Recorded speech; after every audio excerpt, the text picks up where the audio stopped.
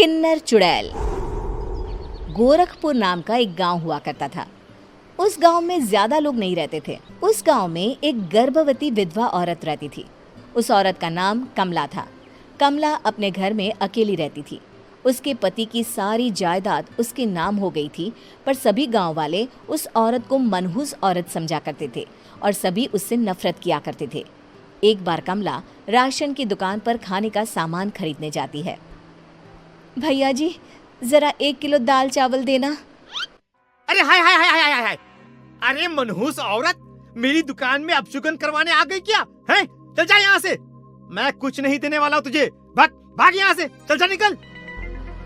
भैया जी, ऐसा मत कहिए। मैं गर्भवती हूँ, मुझे खाने की बहुत जरूरत है। मुझे खाना दे दीजिए।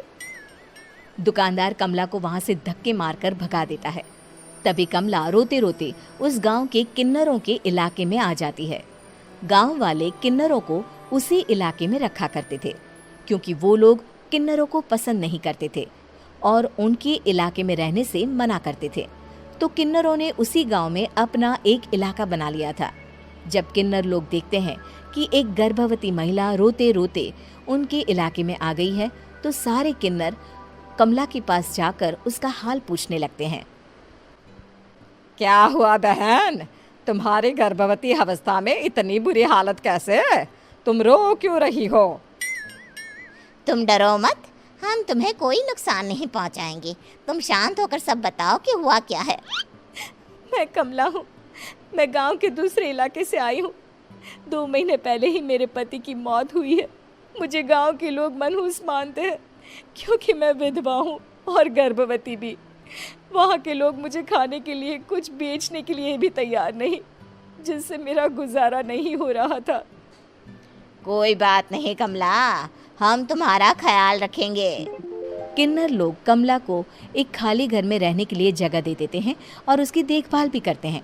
कुछ ही महीने बाद कमला अपने बच्चे को जन्म देती है, पर अफसोस, कमला बच्चे को जन्म देते ही अपनी जान गंवा देती है।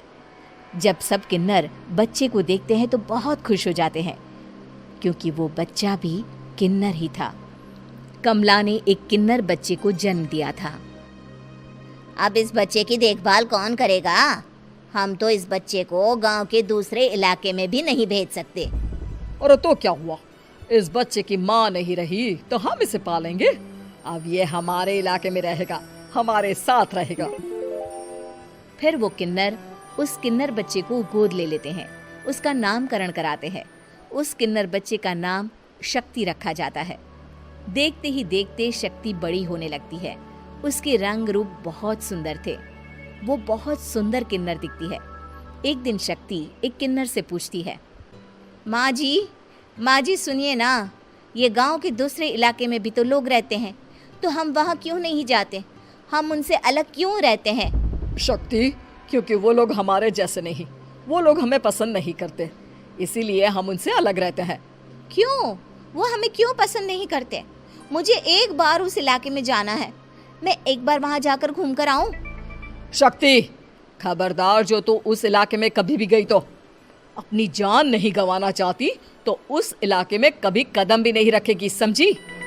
इतना कहकर वो किन्नर वहाँ से चली जाती है। शक्ति उस किन्नर की बात सुनकर बहुत रोती है। माँ जी, ऐसा कैसे कह सकती हैं? उन्होंने इतनी सी बात के लिए मुझे इतना डांटा। अब तो मैं उस इलाके में ज़रूर जाऊंगी। फिर एक दिन शक्ति गांव के दूसरे इलाके में चुपके से जाती है।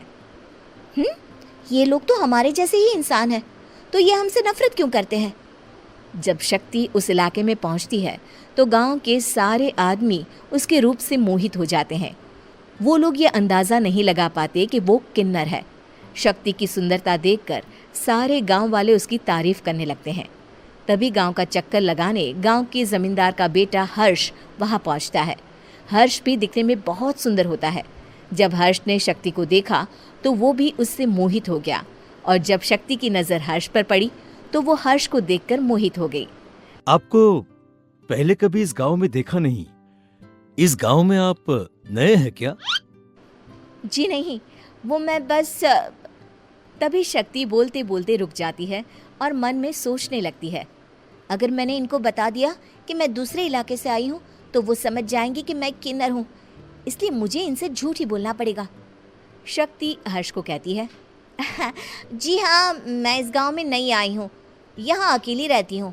वैसे आप कौन है? आप भी इसी गांव में रहते हैं? जी हाँ, मैं इस गांव के जमींदार का बेटा हूँ। आपको किसी भी चीज की जरूरत पड़े तो आप मुझे बता देना, मुझे अच्छा लगेगा। ऐसे ही शक्ति और हर्ष एक दूसरे से रोज मिलने लगते। वो दोनों अपने प्यार का इजहार करने एक दूसरे से मिलने जाते हैं। तभी शक्ति का पीछा करते करते एक किन्नर वहां आ जाती है। शक्ति, शक्ति, मैं तुमसे बहुत प्यार करता हूँ। मैं तुमसे शादी करना चाहता हूँ। क्या तुम मुझसे शादी करोगी? हाँ हर्ष, मैं तुमसे शादी करूँगी, पर मैं तुमको अपने बारे में एक सच्चाई बताना चाहती हूँ जो मैंने तुमसे छुपा कर रखी है। तभी उनके बीच में ही वो किन्नर आ जाती है। शक्ति, तेरी हिम्मत कैसे हुई ऐसा करने की? वो किन्नर शक्ति को खींचकर गांव के जमींदार के पास ले जाती है। हर्ष भी वहां शक्ति को बचाने के लिए पहुंच जाता है। जमींदार शक्ति और हर्ष के प्यार के बारे में सुनकर गुस्से में आ जाता है और शक्ति को गांव के बाहर निकालने की सजा देता है। शक्ति ये बात सहन नहीं कर पाती और कुएं में कूदकर अपनी जान दे देती है। जमींदार हर्ष की शादी गांव की एक लड़की से करवा देता है, पर हर्ष इस शादी से खुश नहीं होता। शक्ति अपना बदला लेने के लिए मरने के बाद किन्नर चुड़ैल बन जाती है। अब मैं इन गाँव वालों को नहीं छोड़ूंगी, अब इनसे मैं अपने प्यार का बदला लूंगी। किन्नर चुड़ैल गांव वालों को परेशान करना शुरू कर देती है। एक बार वो रात को गांव के खेतों में पहुंच जाती है और वहां आग लगा देती है।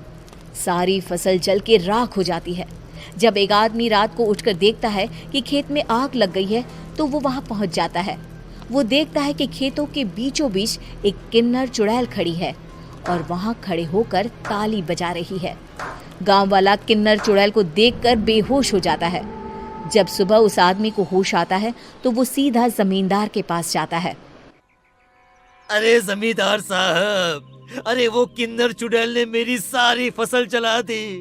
अब मैं क्या करूंगा? क्या होगा मेरा?